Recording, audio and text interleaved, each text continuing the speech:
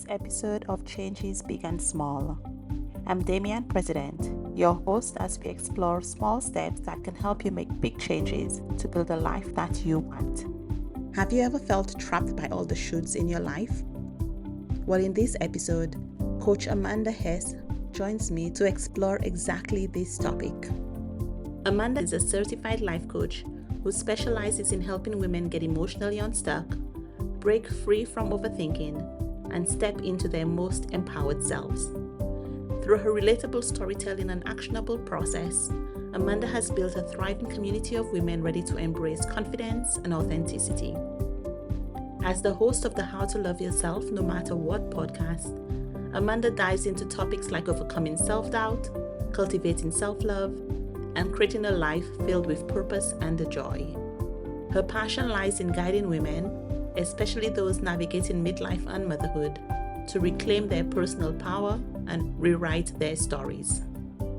So, Amanda, you work with people helping them love themselves no matter what. In fact, you have a podcast with that name. How did you get started with that work? Yeah, that's a really great question. I'll try to keep it concise. I have been a life coach now for 5 years, but prior to that, I did run an image consulting or stylist business. And prior to that, I had a lot of struggles. I've always been a really sensitive person. I've always been emotionally sensitive. My emotions have always been very strong. And when I got married and after I had children, that all came to a head. I was emotionally just not coping. I was diagnosed with postpartum depression, which helped having like a reason, but ultimately didn't help me feel any better. And when I went to a psychiatrist after having some serious issues with medications just making me feel so, I guess, apathetic, I got a personality disorder diagnosis. And in dealing with that, I spent a lot of years trying to fix myself, trying to make myself better so that my life could feel better. And I found coaching. I found a marriage coach, and the way she spoke about what she did felt really resonant with me. It felt like it was the right fit. And so I signed up for her program. It was a one-to-one coaching program. And in doing that, I discovered that actually there really wasn't anything wrong with me, that I wasn't disordered, that I just really didn't know how to handle emotions or handle the way that I thought. And so ultimately, it was a journey of self love through that process with that coach. And I really did learn how to love myself and what that looked like, which is not a set it and forget it thing. It's a very dynamic process. And at the end of the day, when I completed that coaching program with her, I just knew that's how I wanted to help other people as well, because I found myself in that process. I rediscovered that you can love yourself even when you're not perfect, that self love is the gateway to having better relationships with other people, and that I could have a really fulfilling and amazing life. And so I started my coaching business and I started my podcast, and I've been doing it ever since. That's an incredible journey. Thanks for sharing. And so, in your podcast, you talk about joy, which is very aligned with this season of the podcast, since that's the whole topic. And one of the things that you talk about is that there is a connection between people thinking shoulds, all of those shoulds, and blocking joy. Maybe we can start there. What do you mean when you talk about should thinking, and how does it show up in daily life? Yeah, it shows up in so many different places. What I see is that we become adults and we start thinking about the ways that we should be and the way that life should look and how other people should be. And we start creating this basically manual for how the world should work. And a lot of times that manual is in opposition with the way the world actually works. And we can get very bogged down by the experience of wanting things to be different all the time, wanting us to be different, wanting other people to be different, wanting the world to act differently. And in doing that, we start creating a lot of dissonance in our brains. We start having a lot of negative thinking. That just is going to happen. And I also want to just offer that's how our brains work. We're negative thinkers by design. It's not something that we try to do, it's something that's kind of a set point because we have that survival brain that is always looking for what's wrong. So we can survive and not die. If we were out in the forest, we'd want to look for the danger, right? But in our day to day life, the way that we do it, it starts creating all of these thoughts that create a lot of negative emotion. And then when we have negative emotions, such as disappointment, frustration, maybe resentment, and other ones like getting hurt by other people, we start having all of this negative emotion. We don't know what to do with all of it, and we get stuck there.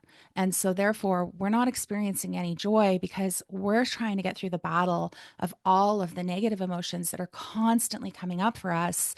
And it starts to be our full time job. And our brain, by accident, ultimately, when it starts looking for bad things, we'll find more bad things. And we will just keep collecting that in our subconscious. And it creates an experience where we can't feel joy. First of all, we're not allowing the emotion that we are creating. So we don't know what to do with that. And then we don't have any room for joy because our brain is busy trying to deal with all the negative emotion all the time. That's how I look at it. How do you look at it? I'm curious. Yeah, and I think a lot of the time it shows up with overthinking, where we play the same patterns over and over again. And I certainly have had experiences where I've spent so much time finding things that do not work the way they should, which is basically the way that I want them to in my perfect world, where I don't even see anything good anymore to appreciate. And then if you just focus on the negative, I'm right with you, where there is no space for joy then. Yeah, it's so true. I even had that experience this weekend. I was at a basketball tournament for my son. He's 14 and he made the A team for his basketball team. Anyways, teenage drama is like a whole thing that you get to feel as a mom that I never really experienced beforehand. But it was really interesting how my brain wanted to focus so much on the fact that my son was being relegated to the bench. And it's all my brain wanted to think about. It's all my brain wanted to do. It just wanted to stay stuck there. I will say this weekend was a lot of emotional effort because it requires a lot of self coaching. It requires regulating. It requires, like, it's a full time job sometimes to just get your brain to stop focusing on something that it has decided is a major problem. I absolutely find that too. And even if you're with somebody, for example, and you're thinking of what they should be doing, then you're Hmm. also not present in the moment for you to even find things that could spark joy for you. Yeah.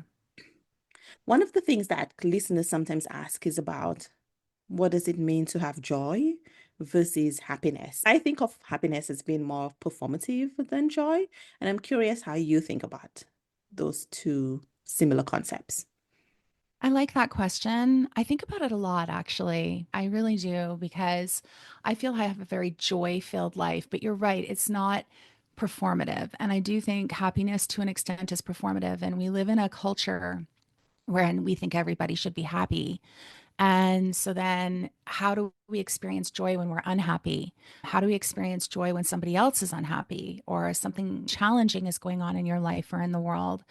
And I think that the answer it lies in how you want to define joy.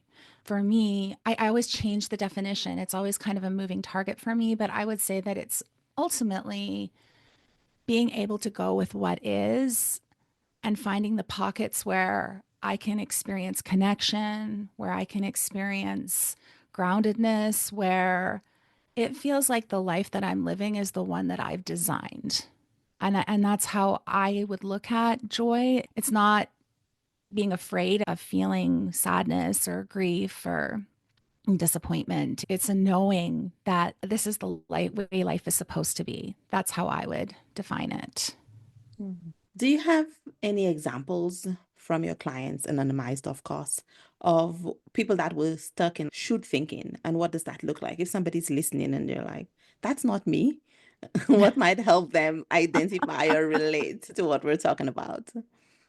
Yeah, I have a lot of different examples. I'm trying to think of one that would be a good way to start. If I think about my clients, they all experience this, first of all. I think it's very important to understand that this is a very human condition to have this should manual for other people and what's happening. I see it a lot in my clients when it comes to their relationships. So this is something that comes up in relationships a lot. I'll give you a personal example. Before I started coaching myself, I felt that my husband didn't really show me that he loved me because he didn't do it in the ways that I wanted to have it shown. And so, for instance, he would buy me flowers, but they would always be like the $5 carnations at the grocery store, and I just don't like them. I would feel the expectation that I should feel grateful that he bought me flowers. But then I was also frustrated and irritated because he knows that I like peonies or something to that effect, right? And Or he should know, right? he should know. I like light pinks and I like white, and they'd be like yellow and purple and green. And I look at them like these are not what I like. And by the way, this still goes on. But I would make that mean that he didn't love me. And I would show up with resentment and I would be mad. And we would have a pattern of having a fight again and again about him buying flowers because I make that mean that he's not listening to me, that he doesn't care about me, and that he should, after 20 years of marriage, know what kind of flowers I like. Reasonable expectation is what a lot of people are thinking. It's They're what you listening. think, right? It's not that I never think that anymore because I do. I think it a lot, not on purpose. It's not a conscious thought, it's a subconscious thought that pops up. I would say that's the experience of that should. And I give the experience because it just sticks out in my mind as being one of the things that we would always fight about. And where I could release the should is knowing that he shows me love in a lot of different ways. For instance, I teach spin class on Tuesday and Thursday mornings at 6 in the morning, and he goes to the gym at 5. He comes and brings me a coffee to my spin studio when my class is done every Tuesday and Thursday. And so I can start dropping the should. I can start seeing where there is that actual love being shown in different ways. That for me is a really personal example that's very small. I find that it shows up for all of us everywhere all the time. The mailman should know to do XYZ with my papers. My children should know that they're supposed to clean their room before they leave the house. My boss should understand that I want to get home to my kids. Like all of those kinds of shoulds, it blocks you from joy every time. Yeah, and what was coming up for me as you were talking was that sometimes not being able to see the value in things when you're thinking of shoulds. Yeah. Maybe they're perfectly beautiful flowers, right? But you can't even see the beauty in the flowers because they're not the ones that he should get you or the ones that he should know you like, etc. And Mhm. so we're really cut off from the experience of life often when we're just focusing on the should and not the reality of what is. I was talking to a friend about this recently, and of course, it comes up in relationships the most, right? Because we expect people to show up for us in the ways that we would show up for ourselves, but they are not us. And so one of the things she was saying is that, well, I've told him before. And so if he doesn't do it, then that means he doesn't love me. I'm like, well, that could mean so many other things. It's interesting the stories we create from situations just because our shoulds are not met. Yeah, it's so true. And it's not that we're saying that you shouldn't ask for what you want or that there isn't room for improvement or that you can't have conversations about these things. It's true that their best maybe isn't good enough for you. But the problem is when we're trying to solve these things in our brain from the place of should, it keeps us stuck in that overthinking loop. And then you have nowhere to go. It's not solvable inside of your head. You're not going to solve anything up here, right? It's just you have to start understanding what are you missing? When I look at myself and I look at that flower example, I posted a TikTok about that and I had several people go, that's not even a problem. Of course, they don't think it's a problem because they haven't been married to my husband for 20 years, right? But ultimately, I just really realized that beauty, looking at beautiful things, is something that's very important to my well being. Knowing that I can buy myself flowers that I really love to look at. I can have a flower delivery service bring me flowers once a week. Knowing that's really regulating for my nervous system, it makes me feel happy. There are many places to go with this. There's many places to move around, but when we're stuck in he should or she should or they should, well, now you can't solve it because you're trying to control how they are. And so you're stuck. And I think that's the key part, right? Because should comes from a place of control. It doesn't come from a place of generosity or abundance or love. It really comes from a place of control. And so, in the example that you gave, your approach was to look at what else is happening and not fixate on this one situation with the flowers. What Mhm. else can people do to question the whole concept of should? I think the first part is developing an awareness of what are you thinking and what is that creating for you. To be able to release the shoulds is first to just really recognize the manuals you have. One exercise that I'll give my clients is I want you to write down your manual for this person, how you think they should be, the way they should act, what they should do for you. Just write it all down. Make it 15 pages if it needs to be. Write down every way that you think they should be. Then look at it and recognize that is blocking your joy. That is blocking you from the life you want. So, what are we going to do now?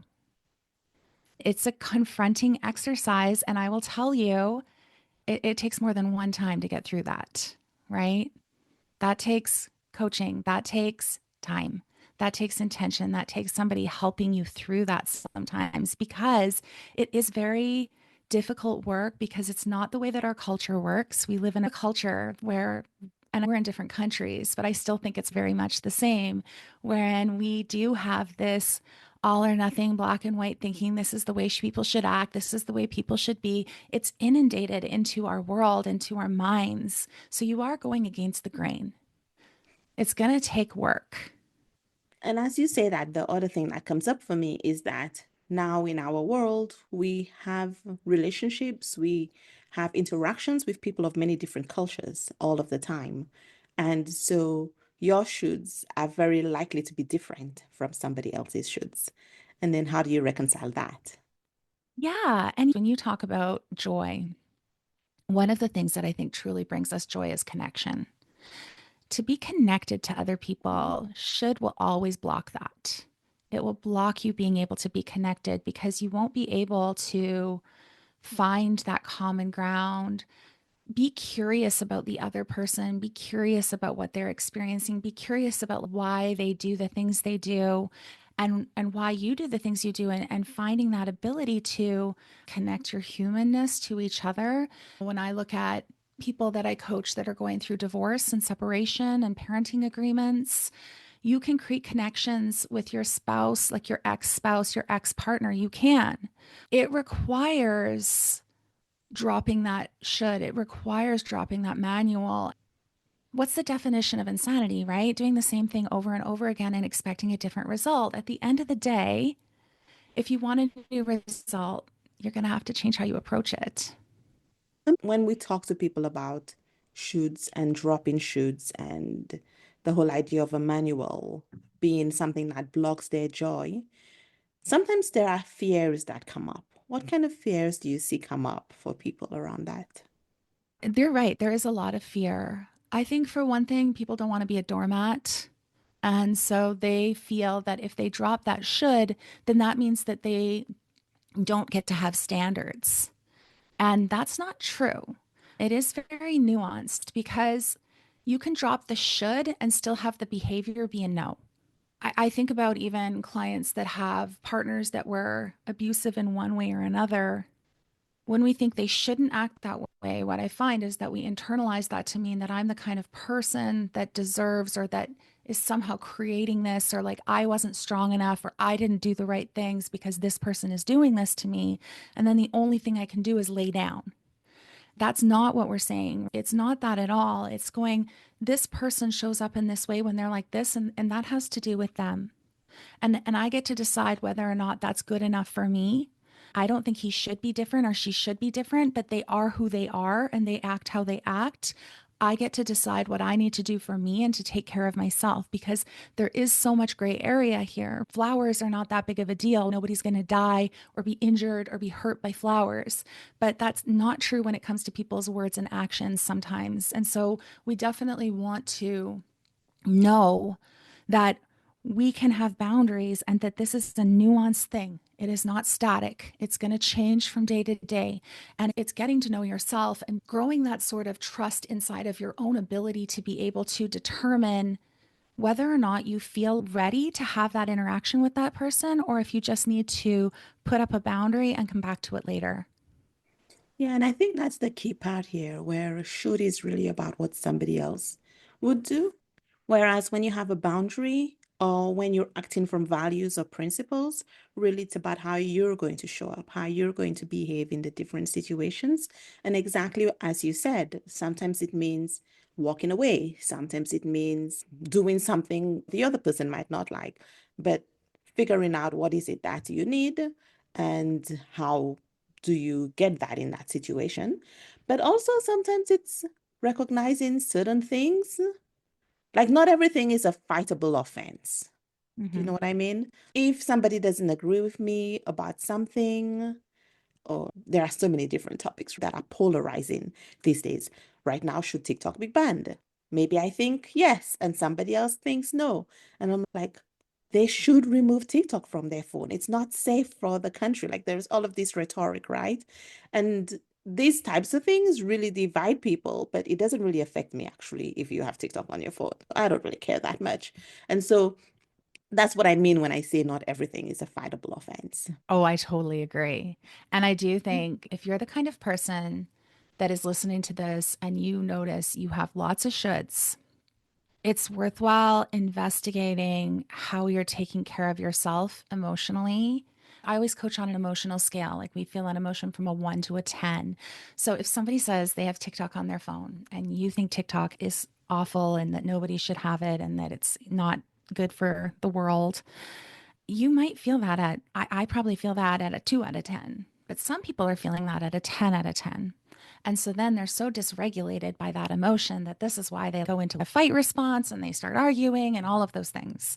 And so it's really noticing, how come I'm so dysregulated by this, right? Like, why is this creating this much dysregulation? Typically, it doesn't have anything to do with what the other person's doing. It has to do with maybe you believing that you get to have an opinion and that you're allowed to stand in that opinion even if somebody disagrees with you. It could be that maybe you've had an experience where somebody has been bullied, or maybe you were bullied online. And so this is creating this dysregulation for you.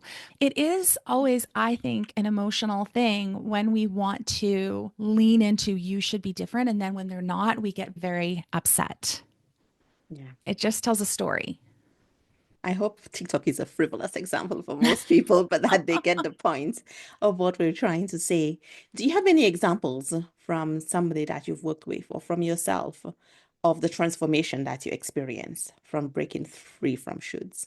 I'm going to give you an example of a client, and I think it's a really good example because we had been working together for quite a while. Actually, I had her as a guest on my podcast, and first of all, she came to me because she felt there was an addiction issue, and so she was working through that, and then we were working through coaching, and it turned out that she'd had a lot of trauma that had gone on previously with what had gone on in her life. So we were really working on unwinding that and building her self-esteem and building her self-confidence and finding ways to get her to feel more regulated within herself without using other things to make her feel regulated or to numb out. And then what ended up coming up was that she had a certain way that she was eating, and it was very much regimented. She viewed it as being a problem, and that it was, I forget the word she used, but basically pathologizing it.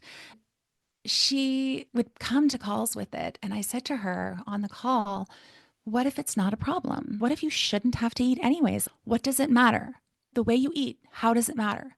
She was really able to see that she was putting so much personal judgment on it, how you should eat normal. And I do think that's a very common thing, especially at this time of year, the way we should be eating, right? And that it's disordered if you do this, or it's wrong if you do that, or you should never eat this thing. And it's so innate, it's so ingrained in us. We did a one coaching session on it, and she worked through it. She thought it through, and it's you plant a seed, and that seed, if you water it, it will start to grow. And that this isn't a problem. I can be okay. I don't need to worry about this. And it disappeared on its own. She just stopped eating that way. Really, she stopped eating that way because we took the shoulds away. There's no right or wrong way to do this. There's just the way that you're going to do it that's going to work for you. And so I know that's not a relationship example, but it is one that really sticks out for me because I do see this in people a lot and that they think they should, even for yourself, I should be a certain way. I should be able to maintain a calendar like this. I should be able to go to the gym at 5 in the morning. I love just being the devil's advocate, even with myself, and being like, what if that's not true? I think that's an excellent question when you catch yourself in a disagreement with somebody over something, or even with yourself, where it's like, what if that's not true? Or what if everything is exactly the way it's supposed to be right now? And those can even be really fun just to play with, right? And I think that when you can play with these ideas, it really opens up the opportunity for you to try something different. I agree. I think that one of the benefits for me, because I am a coach and you're a coach as well. So, being a coach, I find that we're so lucky because we think about this all the time. When are we not thinking about this? We're either coaching somebody and we're thinking about it, or we're creating content and we're thinking about it. We're always thinking about Oh, it. we're Therefore, working on ourselves. and then we're putting it inside of us, but it starts to become this muscle that we grow. What if that isn't true? What if they could be right too? What if there's duality here? What if you can be right and I can be right? What if that's true? Those kinds of thinking patterns, when you grow them, they make you experience a lot more happiness and joy. They just do because you don't feel as attached. Because if you feel really attached to whatever story you have about the way that your marriage should look, or the way that working should look, or the way your mother should be with you, or your kids should be as adults, there's no elasticity in that thinking. And so, therefore, when things go sideways, then you experience a lot of emotional pain. I had a coach that I worked with years ago, and she had the concept of clean pain and dirty pain. And you experience a lot of dirty pain because it's the pain you're causing yourself by being so attached to only one story. Amanda, do you have an invitation or a challenge for listeners of something they can do today to have more joy in their life around the topic of breaking free from shoulds? I think what we just talked about would be the most poignant, most effective, fun way to approach it when you notice yourself thinking that he should, she should, I should, it should. Just asking yourself the question, what if that's not true? Then what? We're going to end with a lightning round. I only have 3 questions. How does joy feel to you? I feel joy in my chest. It feels big. It feels light. It's like kind of sparkly. It feels grounded. That's how joy feels to me. What is something bringing you joy right now, today? So many things. Right now, it's the tea that I made myself before this podcast. In all honesty, I don't want another cup of coffee. It's going to make me feel gross, but I want to drink something warm on this podcast. So I made myself this cup of tea with a little honey and a little milk, and it's in my sparkly pink mug. You all can't see it, but it makes me very happy. Lovely. And the last one, do you have a book recommendation for listeners? It can be anything. It doesn't have to be specific to the topics we've talked about. Can I give two? Yes, absolutely.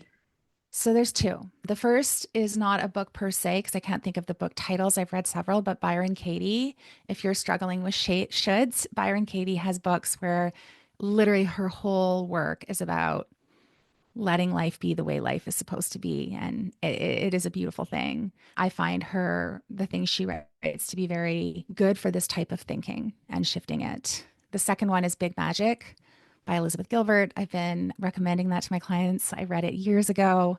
I think both will help you access more joy in your life. Thank you. Now, Amanda, before we end, can you tell people where they can find you and how can they get involved with your work? Thank you. Well, there's many places you can find me. First of all, I also have a podcast called How to Love Yourself No Matter What. I'm also on Instagram and TikTok. It's the Amanda Hess. So those are the places you can find me. You can come to my website, amandahess.ca. I would love to connect. If you come find me on social, please connect with me, send me a DM. I always like to have a conversation. I'd love to know your thoughts about what we talked about today. And all of those links will be in the show notes as well. Do you have anything that I didn't ask that you want to make sure people come away from this podcast with? The only thing I would say is that it's creating joy to me is a practice. And that means that it's not a place that you have or you don't have. It's something that anyone can grow in any moment. So if you're finding yourself feeling like you have no joy right now, it's one baby step at a time. I promise you that what we're sharing here is the path forward. And if you need support, you should reach out to us. We'd be happy to help you. And in terms of your podcast, Amanda, do you have an episode you recommend where people should start? That is a great question, but I can't think of any right now. I did not prep you for that. There's 100+ episodes there. So, what I would say is look for episodes in the last couple of months if you want to engage with the newest concepts and thoughts that I'm thinking about. I do actually have an episode on joy. I'm positive of You it. do. I was listening to it earlier. I was just trying to see if I had it in one of my tabs, but Yeah. not on my fingertips. I will definitely add that to the show notes too. Thank you for doing that. I think my most recent episode, I talk about confidence. I think all of these emotions are interrelated. So if you want to feel more joy, creating more confidence is a good way to do it. So you might want to check out that one. Perfect. Thank you very much, Amanda. It's been lovely chatting with you. Thank you so much for having me on. I really appreciate you letting me share with your audience. My pleasure. I'd like to invite you to a special free webinar on February 5th, 2015 at 12 noon New York time. That is Eastern Standard Time at 12 noon. In this workshop, I'll help you unlock shoulds so that you won't give up on your New Year's resolutions. Did you know that over 80% of people do? Join this free webinar so that you're not one of them. Go to changesbigandsmall.com/webinar to register for free. Until next time, remember that change begins with one small step. Have a great week.